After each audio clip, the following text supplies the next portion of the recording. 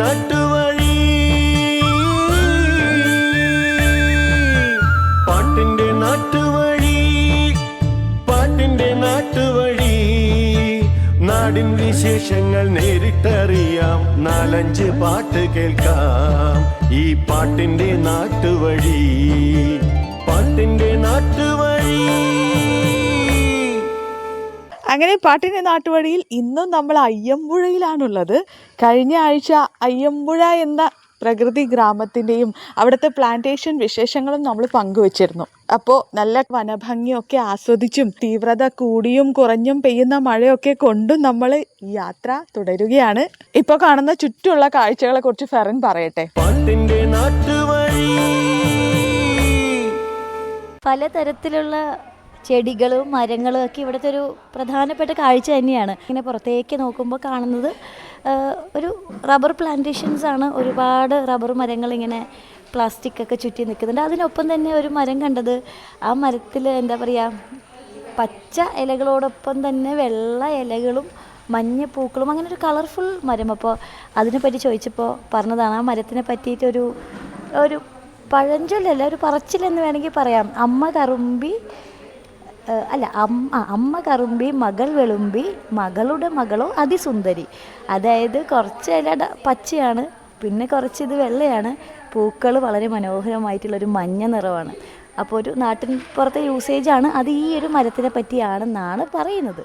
എന്തായാലും കഥയൊക്കെ കൊള്ളാം. പക്ഷേ കഥ പറഞ്ഞും പാട്ടുപാടിയും നടന്നിട്ടും നമ്മൾ ഉദ്ദേശിച്ച സ്ഥലത്തേക്ക് എത്തുന്നില്ലല്ലോ ഫെറിൻ. നമ്മൾ സ്കൂളിലെ കാഴ്ചകളൊക്കെ കണ്ടല്ലോ. അപ്പം നമ്മൾ സ്കൂളിൽ നിന്ന് ഇനി അടുത്ത ഒരു ലൈബ്രറിയിലേക്കാണ് പോകേണ്ടത്. നമുക്ക് അവിടെ ഒരു കൂട്ടായ്മ ഒക്കെ പ്രവർത്തിക്കുന്നുണ്ട്. നമ്മളിപ്പോൾ പ്ലാന്റേഷനകത്തേക്ക് കയറിയാലൊരു കവല എന്നൊക്കെ വേണമെങ്കിൽ പറയാവുന്ന രീതിയിൽ കൂട്ടായ്മയും വായനശാലയും ചെറു ഭക്ഷണശാലയൊക്കെ ഉള്ളൊരു കവലയാണ്.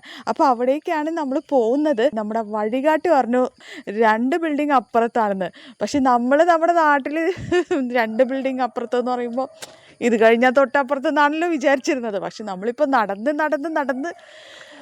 ഒന്ന് കിതച്ചിട്ടും നമ്മൾ ഒരു ബിൽഡിംഗ് പോലും കണ്ടിട്ടില്ല. എനിക്ക് തോന്നുന്നു ഒരു ബിൽഡിംഗ് എന്ന് പറയുന്നത് ഏകദേശം 1 കിലോമീറ്റർ വരുമായിരിക്കും. അത് കഴിഞ്ഞിട്ട് ആയിരിക്കും അടുത്ത ബിൽഡിംഗ്. അപ്പോൾ എന്തായാലും ഇനി ബിൽഡിംഗ് ഒന്നും കാണുന്നില്ല. നമുക്ക് ബാക്കി വിശേഷങ്ങൾ പറയാം.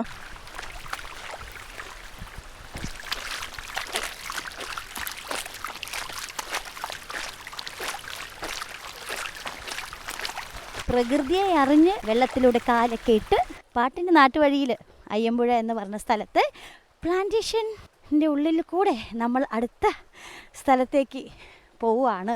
ഇപ്പം ഈ ഒരു സ്ഥലത്ത് എവിടെ നോക്കിയാലും നമ്മൾ കാണുന്നൊരു സംഭവമാണ് ഫെൻസിങ് എന്ന് പറയുന്നത്. ആന കടക്കാതിരിക്കാൻ വേണ്ടിയിട്ട് വേലി, ഇങ്ങനെ ഇലക്ട്രിക് കമ്പി കൊണ്ട് വേലി കെട്ടുമല്ലോ, അത് ഇവിടെ എല്ലായിടത്തും ഉണ്ട്. പക്ഷേ ആനയ്ക്ക് നമ്മളെക്കാൾ ബുദ്ധി ആയതുകൊണ്ട് ഒരു തവണ ചെറിയ ഷോക്കേറ്റ് കഴിഞ്ഞാൽ അതേ ആന പിന്നെ വരികയാണെങ്കിൽ അതിൻ്റെ ഈ ഒരു എന്താ പറയുക, ഈ ഒരു ഇലക്ട്രിക് ഫെൻസിങ് ചെയ്തിട്ടുള്ള കുറ്റിയില്ലേ, അതേപ്പാടെ മറച്ചിട്ട് ആനേൻ്റെ വഴിയേ വരുമെന്നാണ് പറയപ്പെടുന്നത്. പക്ഷേ ഒരിക്കലും ഇവിടുത്തെ ആളുകളും ഈ ആനകളും മൃഗങ്ങളൊക്കെ ആയിട്ട് മാനസികമായൊരു ബന്ധമുണ്ട്, അങ്ങനെ ഉപദ്രവിക്കാറില്ല എന്ന് പറയുന്നവരുമുണ്ട്. അല്ലെങ്കിൽ വേറെ മനുഷ്യരാൽ ആക്രമിക്കപ്പെട്ടിട്ട് വരുന്ന വഴി വേറെ മനുഷ്യരെ കണ്ടാൽ ഉപദ്രവിക്കുക എന്നല്ലാതെ അങ്ങോട്ട് ദ്രോഹം ചെയ്തില്ലെങ്കിൽ മനുഷ്യരെ ആരെയും ഉപദ്രവിച്ചിട്ടില്ല എന്ന് പറയുന്നവരുമുണ്ട്. പിന്നെ തീർച്ചയായും കൃഷി നഷ്ടങ്ങൾ, തെങ്ങ് മറിച്ചിടുക, വെയിറ്റിംഗ് ഷെഡ് ഇടിച്ചു പൊളിക്കുക, അതിൻ്റെ എല്ലാം അവശേഷിപ്പ് ഈ നാട്ടിലുണ്ട്.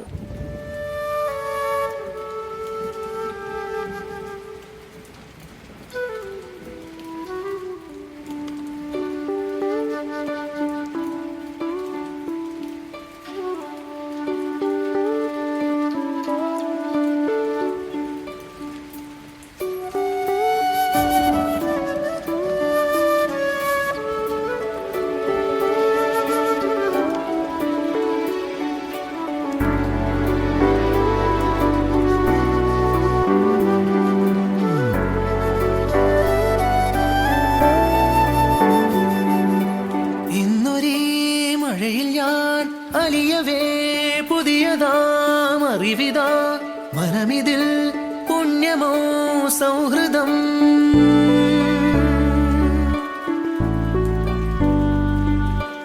ഇന്നൊരേ മഴയിൽ ഞാൻ അലിയവേ പുതിയതാം അറിവിതാ മനമിതിൽ പുണ്യമോ സൗഹൃദം.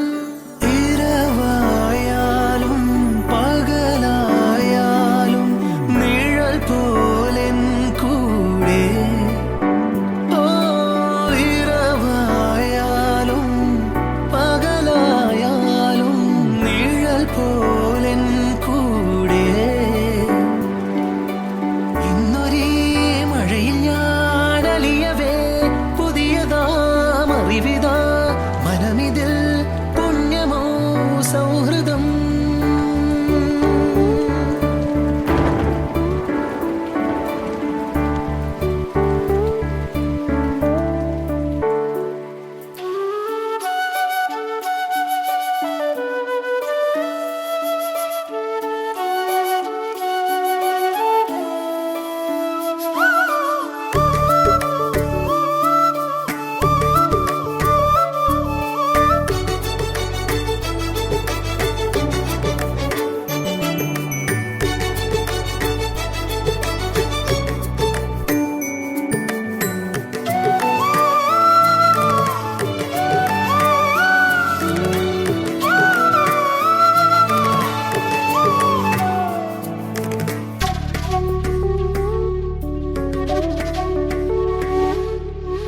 നീ പാടും ഗാനം കേൾക്കാൻ കാതോർക്കയാണീ ലോകം.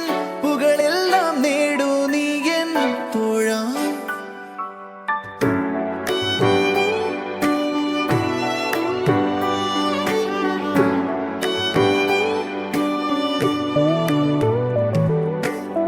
നീ പാടും ഗാനം കേൾക്കാൻ കാതോർക്കയാണീ ലോകം. പുകളെല്ലാം നേടൂ നീ എൻ തോഴ. സന്മാർഗേ ശാശ്വത വിജയം നേടുക നീ ഇനി വരും കാലം. ഓർക്കണമേതായാലും തടയാകുവതെന്തായാലും മുന്നേറുക നീ. ഓ, ഓ, ഓ.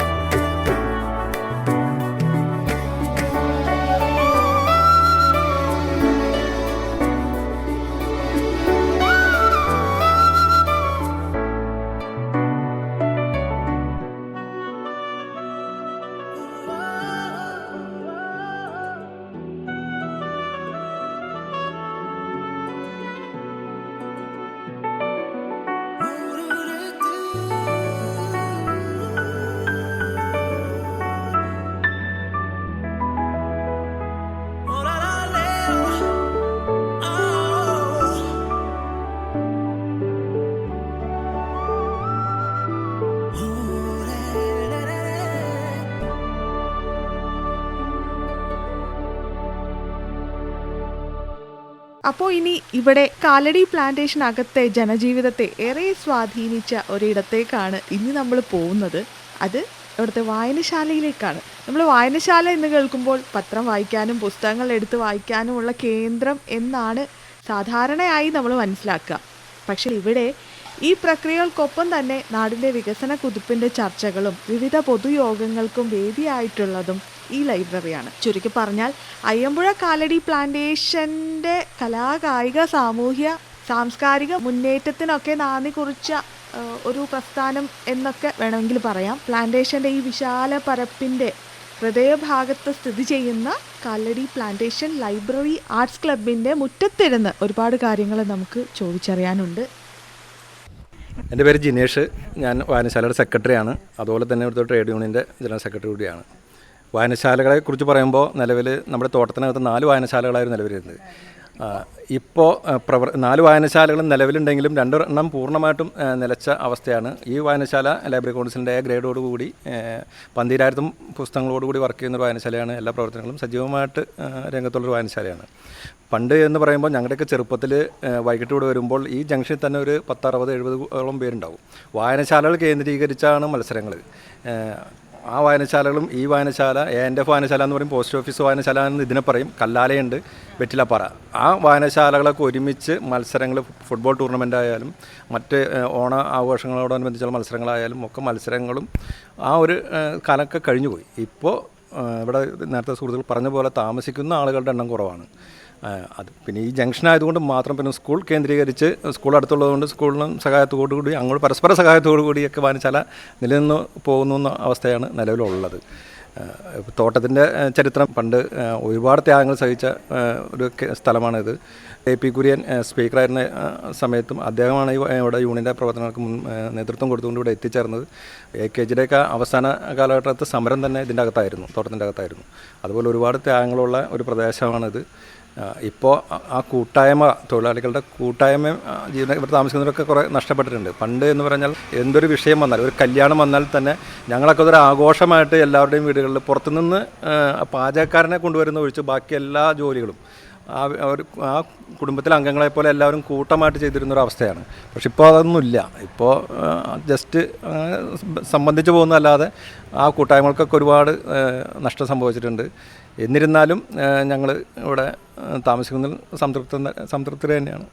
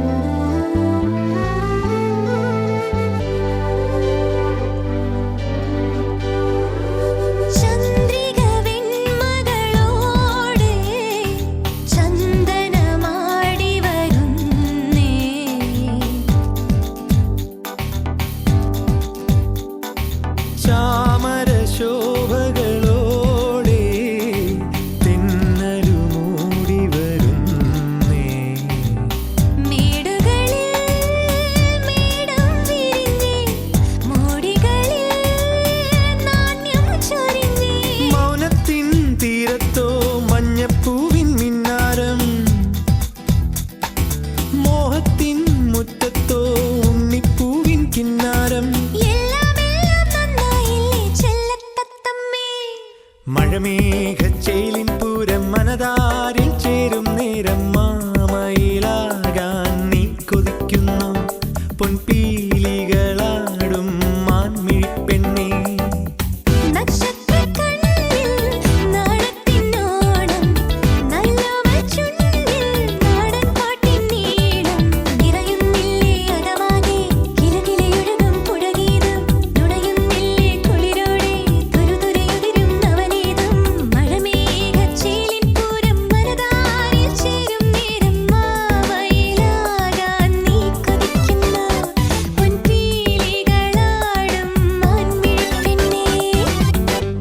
അപ്പോൾ ഈ നാടിനെ പറ്റി ചരിത്രപരമായിട്ടുള്ള കാര്യങ്ങളാണെങ്കിലും ഇപ്പോഴത്തെ ഒരു ജീവിത രീതികളും അല്ലെങ്കിൽ ഇവർ നേരിടുന്ന പ്രശ്നങ്ങൾ അങ്ങനെ അയ്യമ്പുഴയെക്കുറിച്ച് നമുക്കറിയേണ്ടതെല്ലാം പറഞ്ഞു തരാൻ ഒരുപാട് പേർ നമ്മളോട് കൂടെ ഇന്നിപ്പോൾ ചേർന്നിട്ടുണ്ട്. നമുക്ക് ഓരോരുത്തരായിട്ട് പരിചയപ്പെടാം, വിശേഷങ്ങൾ അറിയാം. പേര് പറയാം. എൻ്റെ പേര് രഘു. ഞാൻ PCKയിൽ കാലടി പ്ലാന്റേഷൻ ഗ്രൂപ്പ് മേയറായിട്ട് വർക്ക് ചെയ്യുകയാണ്. ഇവിടെ 3 തോട്ടങ്ങളാണ് ഉള്ളത്. Athirappilly, Kallala, oil palm. ഇത് മൂന്നും കൂടെ ഏകദേശം 3900 ഹെക്ടറോളം ഭൂമി കൃഷി ഇവിടെ ഉണ്ട്. ഏകദേശം 700ഓളം സ്ഥിരം ജീവനക്കാരും അവരാശ്രിതരുമായിട്ട് 10-200 പേരുണ്ട്. ഒരു 170 സ്റ്റാഫോളം നമുക്കിവിടെ ജോലി എടുക്കുന്നുണ്ട്.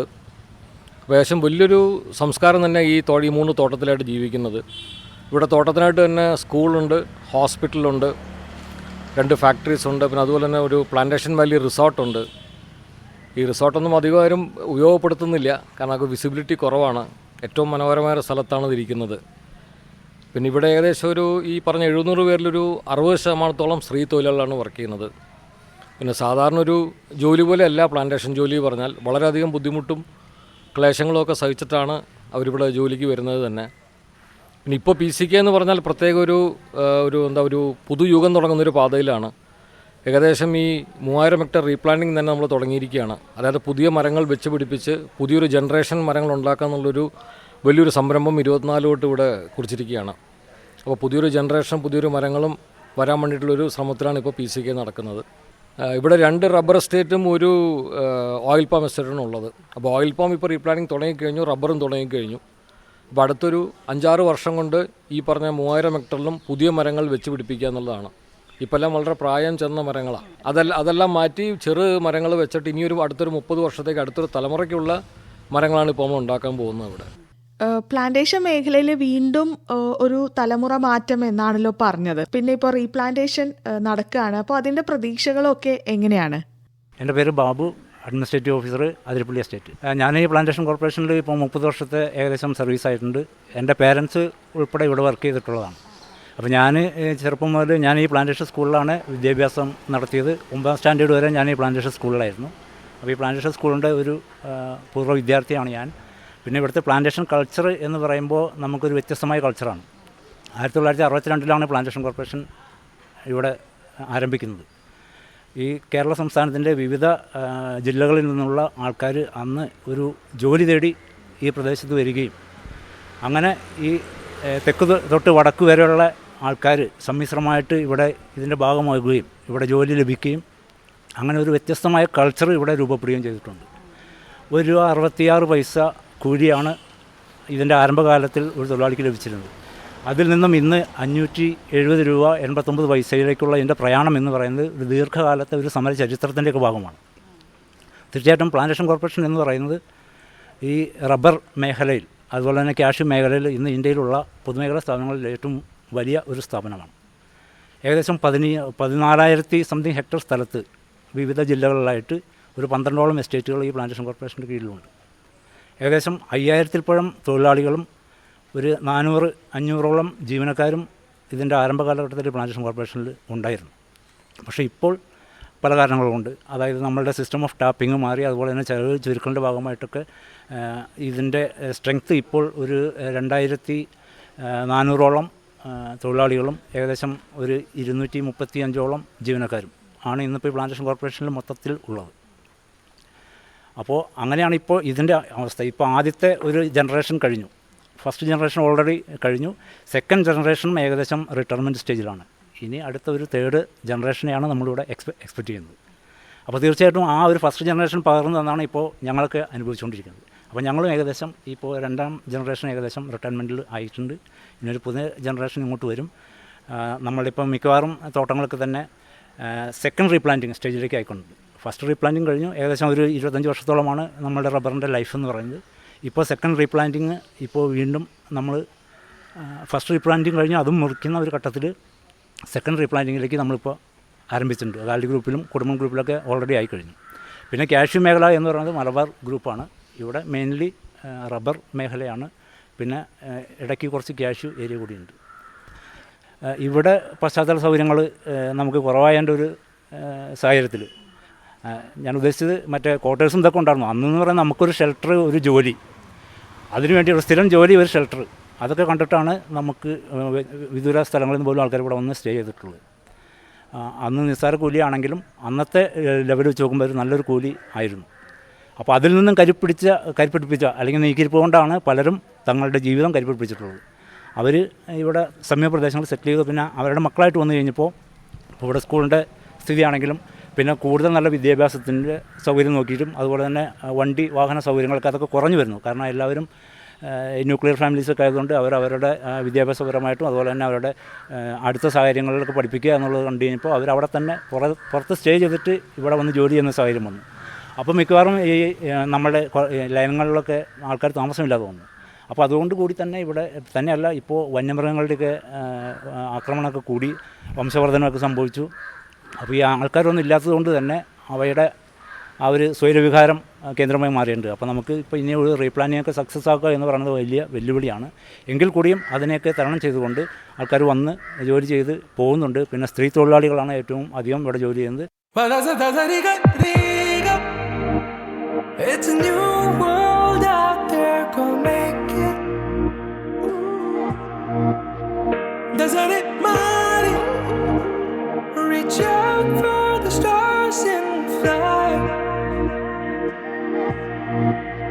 പുതിയൊരു ലോകം, ഇളം തെന്നൽ മൂളുന്ന ഗാനം, ഇളവയിൽ പോലുള്ള സ്നേഹം, കിനാക്കൾ കടം തന്ന ലോകം. മലച്ചെണ്ടിൽ ഓരോ മുട്ടും ഓരോ സ്വപ്നം, അവയിൽ കാണാറാകും നീതോരോ മോഹം, ഓരോ വർണ്ണം, ആരാരോ പാടുവതാതെ നീ ഹാരാർദ്രരാഗം. അറിയാമോ പിറാക്കളെ എങ്ങനെയ ജീവിതം? പുതിയൊരു ലോകം, ഇളം തെന്നൽ മൂളുന്ന ഗാനം. it's a new world out there, go.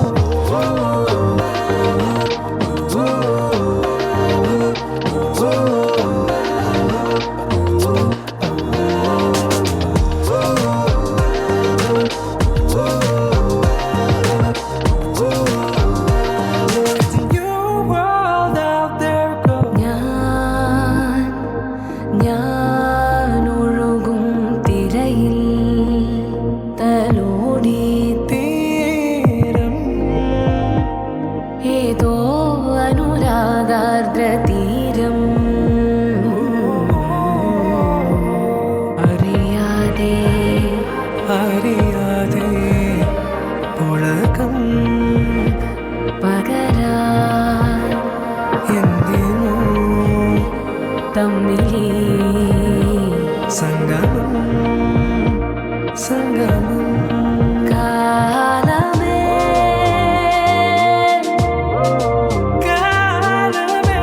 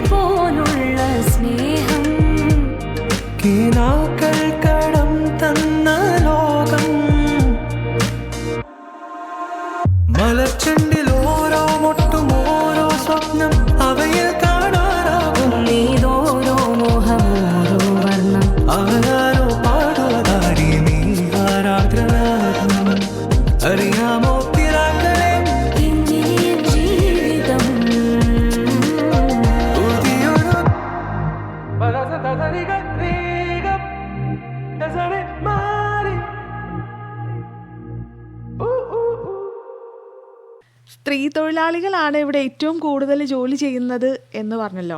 ഇവിടെ ഇരിക്കുന്നതിലെ സ്ത്രീ പ്രാതിനിധ്യവും താങ്കളാണ്. എങ്ങനെയാണ് ഇവിടുത്തെ ഒരു തൊഴിൽ അന്തരീക്ഷം, പ്രത്യേകിച്ച് സ്ത്രീകളെ സംബന്ധിച്ച്? എൻ്റെ പേര് ബീന. ഞാൻ ഫീൽഡ് എക്സിക്യൂട്ടീവാണ് ഓയിൽ പാം എസ്റ്റേറ്റിൽ. കേരളത്തിൻ്റെ ഏറ്റവും വലിയ പൊതുമേഖലാ സ്ഥാപനമായി പ്ലാന്റേഷൻ കോർപ്പറേഷനിൽ വർക്ക് ചെയ്യാൻ എനിക്ക് സാധിച്ചതിൽ അഭിമാനമുണ്ട്. അതിലേറെ ഒരുപാട് സന്തോഷമുണ്ട്. ഞാൻ ഈ PCKൽ തന്നെ ജനിച്ചു വളർന്ന ആളാണ്. നമ്മുടെ ഈ സ്കൂളിൽ 7th വരെ പഠിച്ചിട്ടുണ്ട്. വളരെ എന്താ പറയുക, അന്നുണ്ടായിരുന്ന ഒരു യോജിപ്പോ കൂട്ടായ്മയൊന്നും ഇന്ന് കാണാനില്ല. കാരണം ബാബു പറഞ്ഞ പോലെ തന്നെ ക്വാർട്ടേഴ്സുകളിലൊക്കെ അന്ന് തിങ്ങി നിറഞ്ഞ ആളുകളായിരുന്നു. അന്നുള്ള സമയങ്ങളിലെന്ന് വെച്ച് കഴിഞ്ഞാൽ ഉച്ച കഴിഞ്ഞ് എല്ലാവരും അടുത്തുള്ള ലേഡീസ് എല്ലാവരും റബ്ബർ തോട്ടത്തിൽ വന്നിരുന്ന് വർത്തമാനം പറയുകയും വളരെ സന്തോഷത്തോടു കൂടി കടന്നിരുന്ന ഒരു കാലഘട്ടമാണ്. ഇന്നത്തെ കാലത്തെന്ന് വെച്ചാൽ ഉച്ചയ്ക്ക് 12 മണിയാകുമ്പോൾ തന്നെ ആന ഇറങ്ങും. അപ്പോൾ നമുക്ക് പുറത്തേക്ക് അങ്ങനെ ഇറങ്ങാനൊന്നും സാധ്യതയില്ല. പിന്നെ അത് മാത്രമല്ല, ഇവിടെ ഇപ്പോൾ താമസക്കാർ കുറഞ്ഞു, എല്ലാവരും പുറത്ത് ഔട്ട് സൈഡിലാണ് താമസിക്കുന്നത്. അന്ന് വേറെ എന്താ പറയുക, ഈ സ്കൂളിൽ 7th വരെ ഞാൻ പഠിച്ചതാണ്. എനിക്കെന്നും വീണ്ടും എപ്പോഴെപ്പോഴും ഈ സ്കൂൾ കാണുമ്പോൾ വളരെ സന്തോഷമുണ്ട്. അത് കൂടാതെ റിട്ടയർമെൻറ്റിനെ കുറിച്ച് ആലോചിക്കുമ്പോൾ പോലും ഭയങ്കര സങ്കടമാണ്. കാരണം വെച്ചാൽ ഇവിടെ നിന്ന് വിട്ടു പോകണമല്ലോ എന്നുള്ള മാനസികമായിട്ടുള്ളൊരു സങ്കടമുണ്ട്. പഴയ ആളുകളെ കാണുമ്പോഴൊക്കെ ഒരുപാട് സന്തോഷം. ആക്ച്വലി ശരിക്കും ഇവിടെ ഹ്യൂമൻ സൈക്കോളജി നമ്മൾ മനസ്സിലാക്കി പെരുമാറിയെങ്കിൽ മാത്രമാണ് ഇപ്പോൾ ഇപ്പോൾ ഞാനൊരു മോളിലുള്ളൊരു ഉദ്യോഗസ്ഥ എന്ന നിലയിൽ നമുക്ക് അവരെ ഹാൻഡിൽ ചെയ്യാൻ നന്നായിട്ട് കഴിയണം. അല്ലാതെ നമ്മൾ പണ്ട് ആദ്യം ഉണ്ടായിരുന്ന കാലങ്ങളിലെന്ന് വെച്ചാൽ അടിമത്തം പോലെ ഒരു ബ്രിട്ടീഷ് ഭരണ, ഇവിടുത്തെ രീതികളെല്ലാം തന്നെ, ഇവിടുത്തെ എന്താ പറയുക, കളക്റ്റിംഗ് സ്റ്റേഷനിലുള്ള വെസൽസൊക്കെ പോലും ബ്രിട്ടീഷ്, നമ്മുടെ നാട്ടിലുള്ള പോലത്തെ സാധനങ്ങളല്ല, വേറെ വ്യത്യാസമാണ്. അതുപോലെ ബിൽഡിങ്ങുകളൊക്കെ കരിങ്കല്ല് വെച്ച് പണിത ബിൽഡിങ്ങുകളൊക്കെയാണ് പഴയ ബിൽഡിങ്ങുകളെല്ലാം. ഇന്നുള്ളവരെ നമ്മൾ ഒരു സോഫ്റ്റ് ആയിട്ട് ഹാൻഡിൽ ചെയ്യണം. പക്ഷെ നമ്മുടെ മെയിൻ അജണ്ട എന്ന് പറയുന്നത് നമുക്ക് പ്രൊഡക്ഷൻ ഉണ്ടാക്കുക എന്നുള്ളതാണ്. നമുക്ക് അത് അച്ചീവ് ചെയ്യാനായിട്ട് അവരെ നല്ല സോഫ്റ്റായിട്ട് ഹാൻഡിൽ ചെയ്ത് തന്നെ കൊണ്ടുപോകണം എന്നാണ് ഞാൻ മനസ്സിലാക്കിയിട്ടുള്ളത്. ഞാനും ഏകദേശം അതുപോലെയൊക്കെ തന്നെയാണ് അവരെ മാനേജ് ചെയ്യുന്നത്. കാരണം ഞാൻ 27 വർഷമായി ഫീൽഡാണ്, ഞാൻ ഫീൽഡുമായിട്ട് ബന്ധപ്പെട്ടാണ്. അപ്പോൾ എനിക്ക് ഇവരായിട്ട് ഞാൻ ഡയറക്റ്റ് അറ്റാച്ച്മെൻ്റ് ഉള്ളവരാണ്.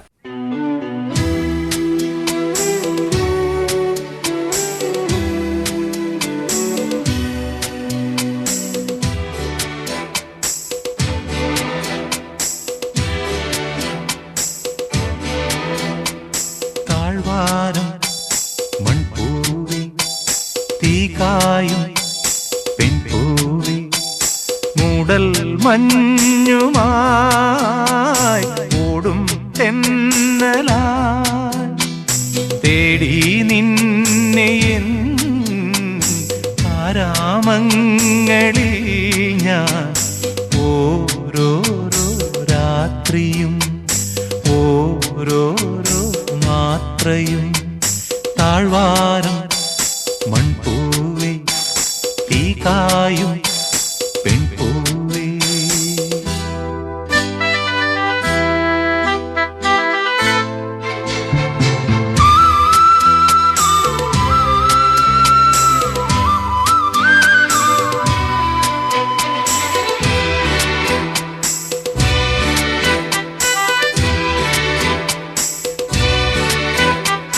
പുൽക്കൊടികളെ മഞ്ഞുമണികൾ പുൽകുമീ തീരമോ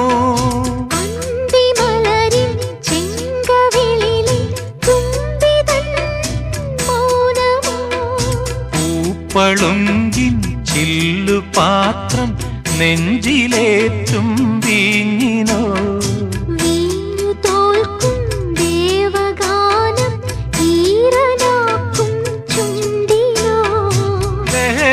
ഏതിനോ മധുരമേതിനോ ഹൃദയ സംഗമം പ്രണയബന്ധനം കൂടാരം കുന്നിൽ കൂടേറും മോഹങ്ങൾ മിന്നാമിന്നികൾ തുന്നും രാത്രിയിൽ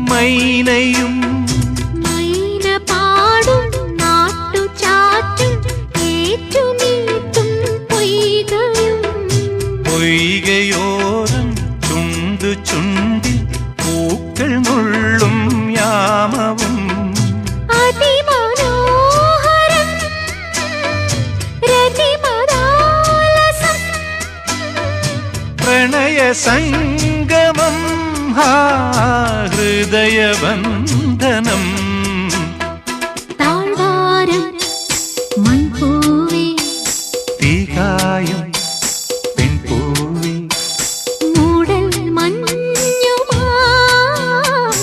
ഓടും തെന്നലാ തേടി നിന്നെ എൻ ആരാമങ്ങളിൽ ഞാൻ ഓരോരോ രാത്രിയും ഓരോ മാത്രയും താഴ്വാരം മൺപൂവേ തീകായും പെൺപൂവി കാലടി പ്ലാന്റേഷനിലെ പഴയകാല ഓർമ്മകളും ജീവിതവും ഒക്കെ പങ്കുവയ്ക്കാൻ മറ്റൊരാൾ കൂടി നമ്മളോടൊപ്പം ചേരുന്നുണ്ട്. പ്രേമൻ റിട്ടയേർഡ് എംപ്ലോയിയാണ്. പ്ലാന്റേഷൻ എന്ന് പറഞ്ഞാൽ ഞങ്ങൾ ഇവിടെ അച്ഛനും അമ്മയൊക്കെ എൻ്റെ സ്വന്തം നാടെന്ന് പറഞ്ഞാൽ കുറേച്ചാൽ തൃശ്ശൂർ ജില്ലയിൽ ആണ്. അപ്പോൾ അവിടെ നിന്ന് അച്ഛനും അമ്മയും ഇവിടെ ജോലിക്കായിട്ട് വന്നു. ഞങ്ങളൊക്കെ ജനിച്ചത് ഈ പ്ലാന്റേഷൻ കോർപ്പറേഷനിലാണ്. ഇതിൻ്റെ ചരിത്രം ഒരു 58 കൊല്ലമായിട്ട് ഞങ്ങളിലൂടെ തന്നെ മറിഞ്ഞ് പോയെന്ന് പറയാം.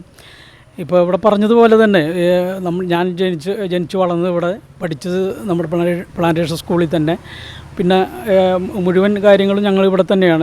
ഞാൻ ജനിച്ചു വളർന്ന ANF എന്ന് പറഞ്ഞിട്ടൊരു 16 ഇവിടെ ബ്ലോക്കുകൾ അടിസ്ഥാനപ്പെടുത്തിയാണ് ഓരോ തിരിച്ചേക്കുന്നത് ഇതിൻ്റെ അറിയപ്പെടുന്നത്. ഇപ്പം നമ്മൾ അറിഞ്ഞത് പ്രകാരം ഒരു 3 വാർഡുകളാണ് ആദ്യം ഉണ്ടായത്.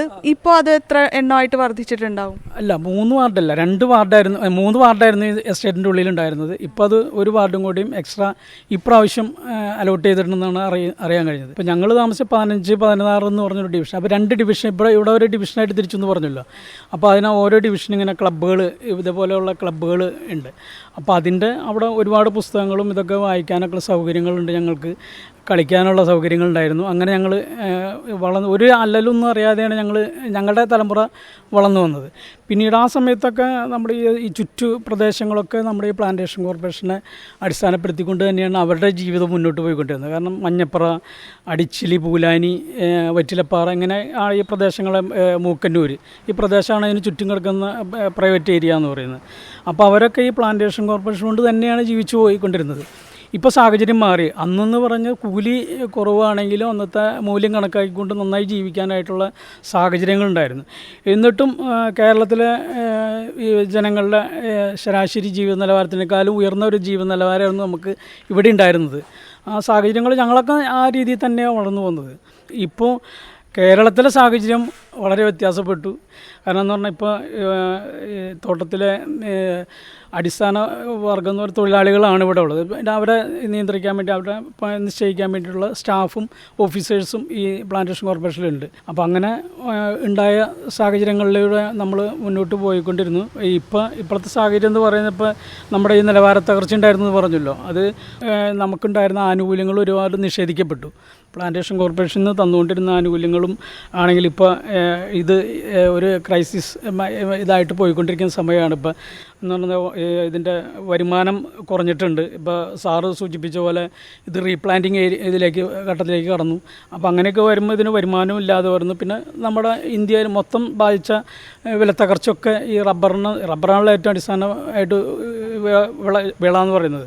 അപ്പോൾ അവിടെ അതിന് ഒരുപാട് നഷ്ടങ്ങൾ സംഭവിച്ചിട്ടുണ്ട്. അപ്പോൾ അതിൻ്റെ ഒക്കെ എല്ലാം തൊഴിലിലും ബാധിച്ചിട്ടുണ്ട് അപ്പോൾ അതിൽ കടുത്ത നിരാശയിലാണ് ഇപ്പോൾ ഇവിടുത്തെ തൊഴിലാളികളുള്ളത്. അപ്പോൾ ഞങ്ങളിവിടെ ജനിച്ചു വളർന്ന ആളുകൾ എന്ന നിലയ്ക്ക് ഞങ്ങൾക്ക് ഇതിൻ്റെ ചരിത്രം കൂടുതൽ ഇങ്ങനെ അറിയാൻ പറ്റി. മെച്ചപ്പെട്ട ജീവിതത്തിലേക്ക് കടന്നു പോയിട്ടുണ്ട്. ഇവിടെ ജീവിക്കാൻ സാഹചര്യം ഉണ്ടായിട്ട് മറ്റേ സർക്കാർ മേഖലയ്ക്ക് ജോലി കിട്ടിപ്പോയിട്ടുണ്ട്. ഒരുപാട് കലാകാരന്മാരുണ്ടായിട്ടുണ്ട് ഇവിടെ. ആ രീതി ഇപ്പോൾ കേരളത്തിൽ അറിയപ്പെടുന്ന കലാകാരന്മാരൊക്കെ ഒട്ടുമിക്കതും ഈ ഭാഗത്തു നിന്നൊക്കെ നമ്മുടെ അയ്യമ്പുഴ, ഈ പ്ലാന്റേഷൻ മേഖലയിൽ നിന്നൊക്കെ വളർന്നു വന്ന ഒരുപാട് അറിയപ്പെടുന്ന കലാകാരന്മാർ, രതീഷ് വേഗ, പിന്നെ ഒരു ഷാൻഡി ആൻ്റണി, ഒരു TL ജോർജ് എന്ന് പറഞ്ഞൊരു നാടക കലാകാരനുണ്ടായിരുന്നു. അറിയപ്പെടുന്ന ദേശാഭിമാനി തിയേറ്റേഴ്സിലൊക്കെ അഭിനയിച്ചിട്ടിരുന്ന ആളാണ്. അതൊക്കെ കണ്ടാണ് ഞങ്ങൾ വളർന്ന് വന്നിട്ടുള്ളത്. ഇപ്പം നമ്മൾ തലമുറ മാറ്റവും പ്ലാന്റേഷൻ്റെ ജീവിത രീതിയിൽ വന്ന മാറ്റങ്ങളും ഒക്കെയാണ് കേട്ടുകൊണ്ടിരിക്കുന്നത്. എൻ്റെ പേര് ബിജു ജോൺ.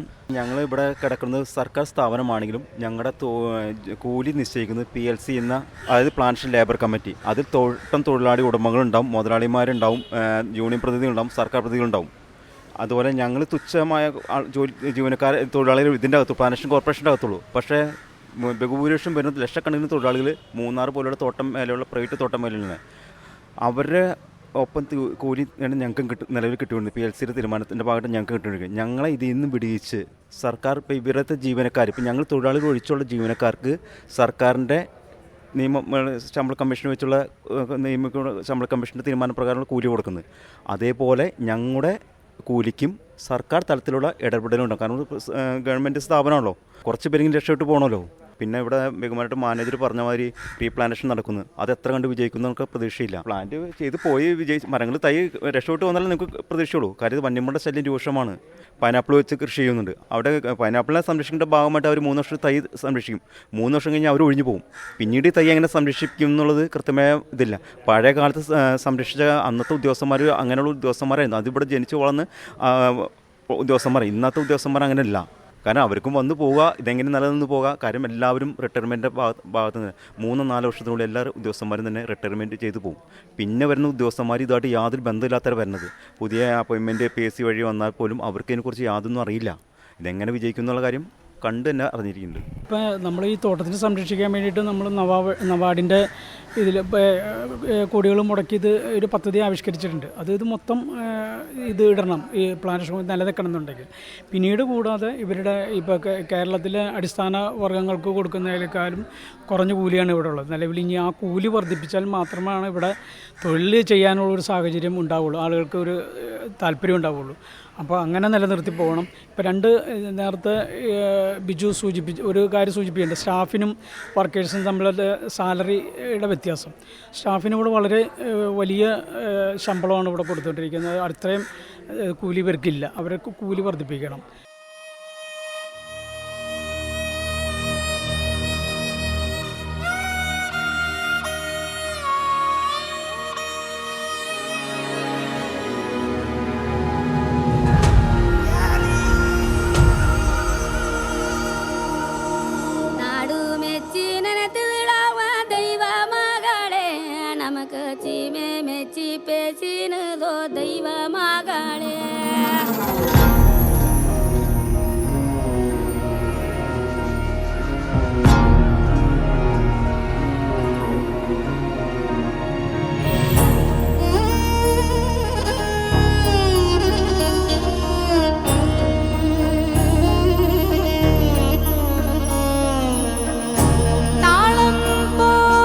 തപ്പും പോയി ഇന്ന് രാവിൻ ചാമ്പലടിഞ്ഞ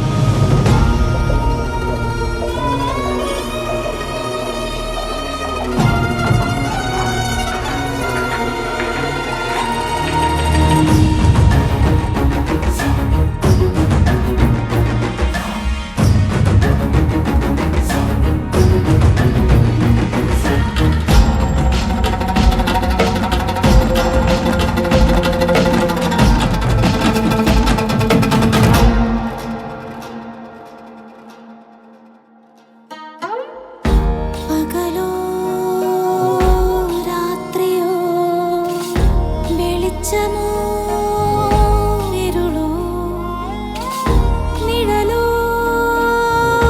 നാളമോ ശരിക്കുമീ പൊരുളേതോ നിൻ ജീവിതമിത് മറ്റാരോ കാണും സ്വപ്നമോ സത്യമോ മായയോ കാലത്തിൻ ജാലത്തിൻ നൂലേടിയിൽ കോലങ്ങൾ പാവക്കൂത്താടുന്നുവോ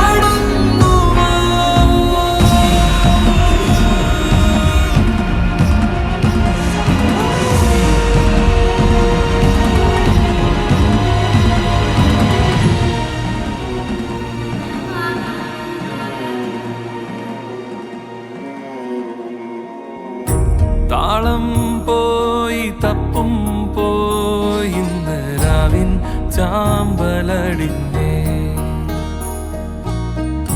ആ ചാമ്പൽ കൂനേല് തീനാളം നീറിയെരിഞ്ഞേ ആടിപ്പെയ് കാറ്റേ നാളം നീ കണ്ടോ വരും വരായിക പോ വീശുന്നോ വീശില്ലെന്നോ പോരുന്നോ പോരില്ലെന്നോ വീശുന്നോ വീശില്ലെന്നോ പോരുന്നോ പോരില്ലെന്നോ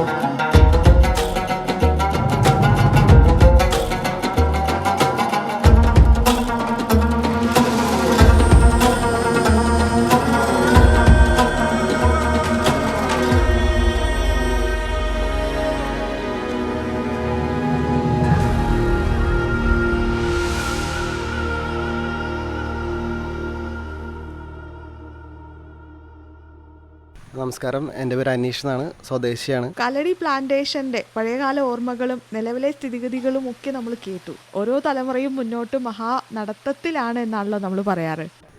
ഇപ്പോൾ ചരിത്രത്തെ പറ്റി എല്ലാവരും ആധികാരികമായിട്ട് പറഞ്ഞു. ഇവർക്ക് ഉള്ള എക്സ്പീരിയൻസ് ഒന്നും നമുക്കില്ല. ഞാനൊക്കെ 90കളുടെ അവസാനത്തിലൊക്കെ ജനിച്ച ആളാണ്.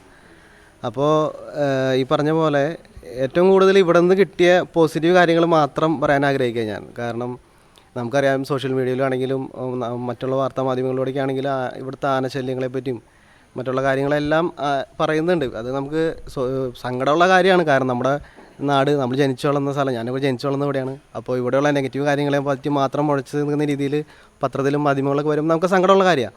പക്ഷേ ഇവിടെ നിന്ന് ജീവിതത്തിൽ കിട്ടിയ ഒരുപാട് നല്ല മുഹൂർത്തങ്ങൾ, അതല്ലെങ്കിൽ ഇവിടെ നിന്ന് കിട്ടിയ ഒരു സഹാനുഭൂതി, അനുകമ്പ, സഹവർത്തിത്വം എങ്ങനെയായിരിക്കണം, അങ്ങനെ ഒരു ഞങ്ങൾ ജനിച്ചു വളർന്ന അതിൽ നിന്ന് തന്നെ ഞങ്ങൾക്ക് രക്തത്തിൽ കിട്ടിയ കാര്യങ്ങളുണ്ട്. അതൊക്കെ ഒരിക്കലും വേറൊരു നാട്ടിൽ പോയിട്ട് ആയിരുന്നെങ്കിൽ ചിലപ്പോൾ ഞങ്ങൾക്ക് കിട്ടുമായിരുന്നില്ല. കാരണം ഒരു ഒരു ഒരു ഭിത്തിയുടെ അപ്പുറവും ഇപ്പുറവും അങ്ങനെ ഒരു കുടുംബമായിട്ട് ജീവിച്ച ആളുകളാണ് ഞങ്ങളെല്ലാവരും. ആ ഒരു ഭിത്തിയുടെ വേർതിരിവ് ഞങ്ങളുടെ പെരുമാറ്റത്തിലോ അല്ലെങ്കിൽ മറ്റുള്ള കാര്യത്തിലോ മനസ്സിലില്ലായിരുന്നു. കാരണം അങ്ങനെയാണ് ജനിച്ചു വളർന്നതൊക്കെ.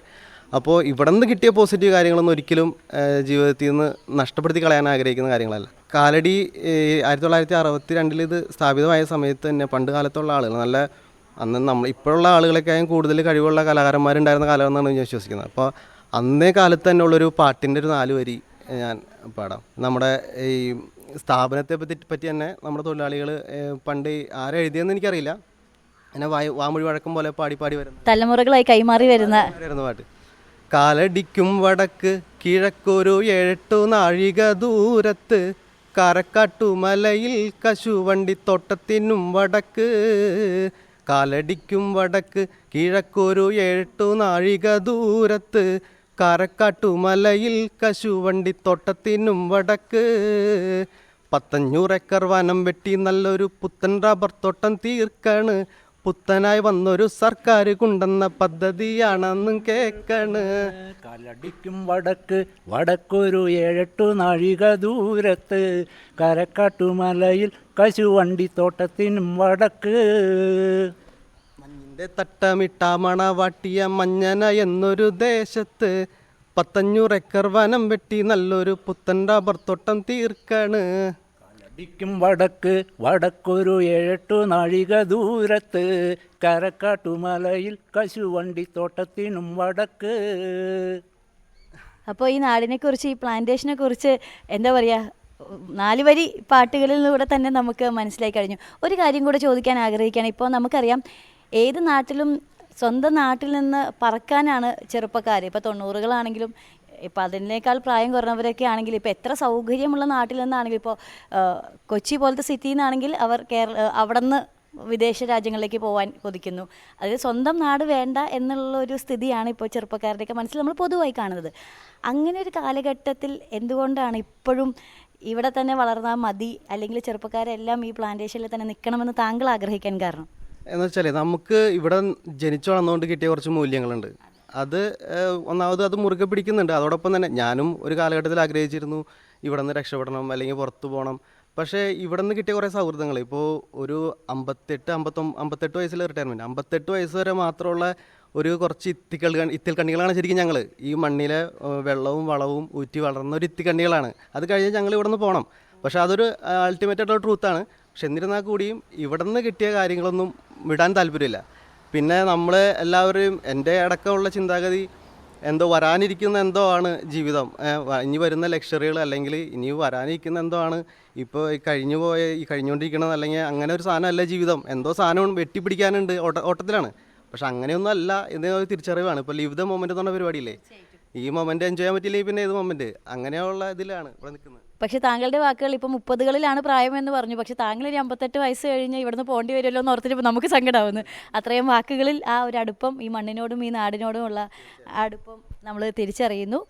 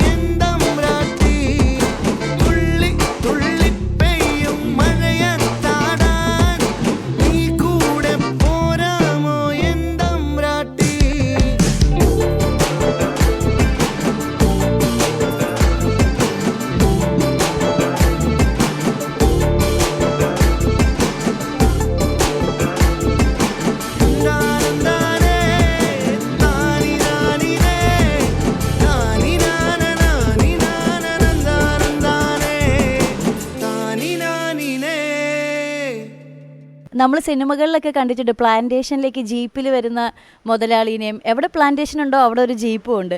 അപ്പോൾ നമ്മൾ ഇന്നിപ്പോൾ അയ്യമ്പുഴ പ്ലാന്റേഷനിൽ ഇപ്പോൾ ഇത്രയും പേരോട് ഇവിടെ നമ്മുടെ പ്ലാന്റേഷൻ ലൈബ്രറിയുടെ മുറ്റത്ത് സംസാരിച്ചിരിക്കുമ്പോൾ ഇവിടെയും ഒരു ജീപ്പുണ്ട്. പക്ഷേ ഈ ജീപ്പിൽ സാധാരണ നമ്മൾ നമ്പർ പ്ലേറ്റ് KL ആണല്ലോ, KL ദിസ് അങ്ങനെയാണല്ലോ. പക്ഷേ ഈ വണ്ടിയുടെ നമ്പർ പ്ലേറ്റ് തുടങ്ങുന്നത് KRO എന്നാണ്. ഈ ജീപ്പിനെ പറ്റിയും ഈ ജീപ്പിൻ്റെ മുതലാളിയെ പറ്റിയും പറയാൻ ഇവിടെ എല്ലാവരും കൂടെ പറയുകയാണ്. പക്ഷെ നമുക്ക് മുതലാളിയോട് തന്നെ സംസാരിക്കാം. പേര് പറയൂ. പേര് ജോൺസൺ. ഞാൻ ഇവിടെ ജനിച്ചു വളർന്ന അപ്പച്ചനമ്മച്ചി ഇവിടെ ജോലി ഉണ്ടായിരുന്നു.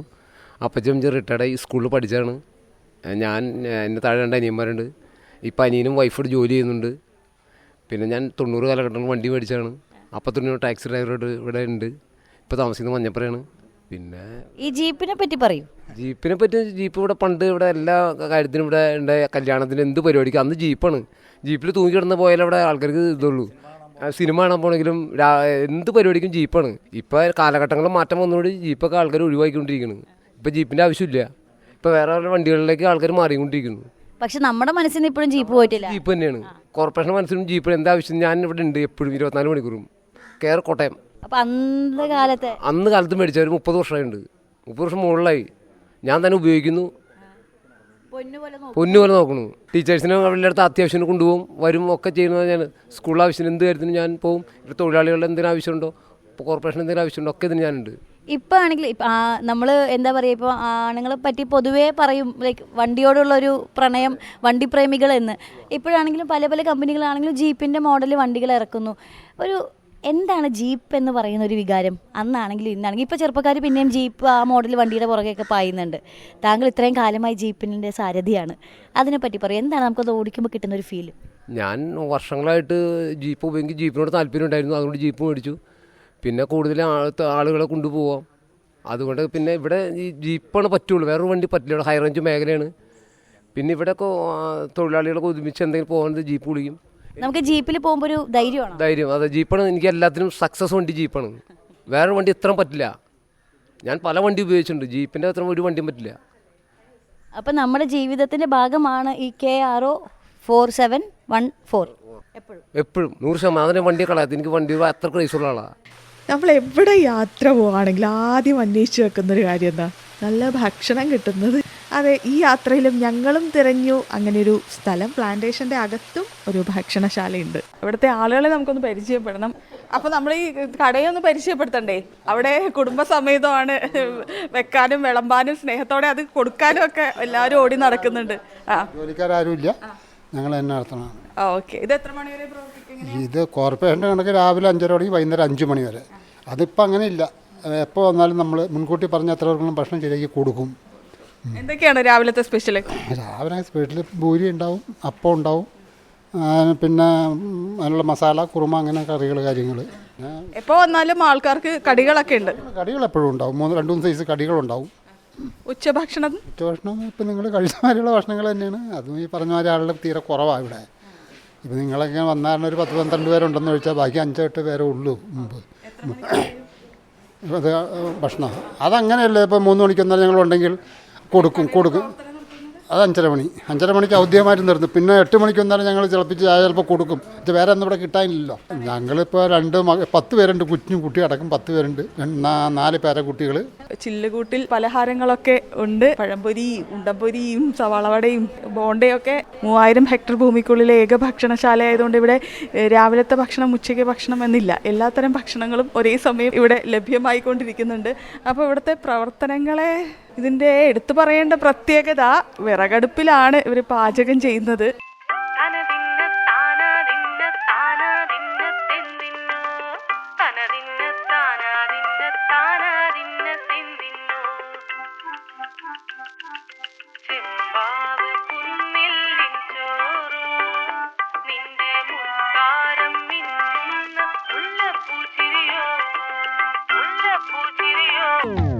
ചെമ്പാവ് പുന്നെല്ലിൻ ചോറോ, നിന്റെ മുത്താരം മിന്നുന്ന മുല്ലപ്പൂച്ചിരിയോ.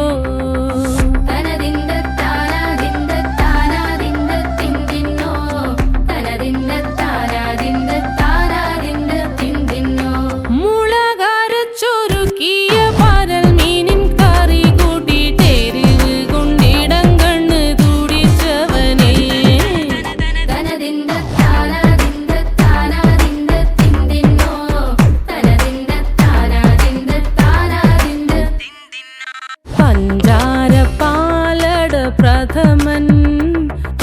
നില തന്നിൽ വിളമ്പുമ്പോഴൊഴുകിടാതെ വലം കയ്യാലിടം കയ്യാൽ വടിച്ചിട്ടും തടുത്തിട്ടും പ്രണയം പോൽ പരക്കുന്ന മനപായസം.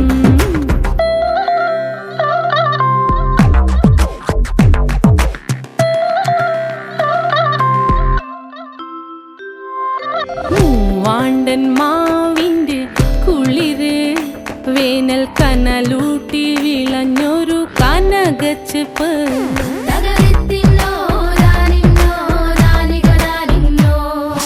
പഴംപുളിശ്ശേരി ചാറിൽ പിടിക്കുമ്പോൾ വഴുക്കണ മധുരമാം പഴം പോലെ വലയ്ക്കുന്നോളേ.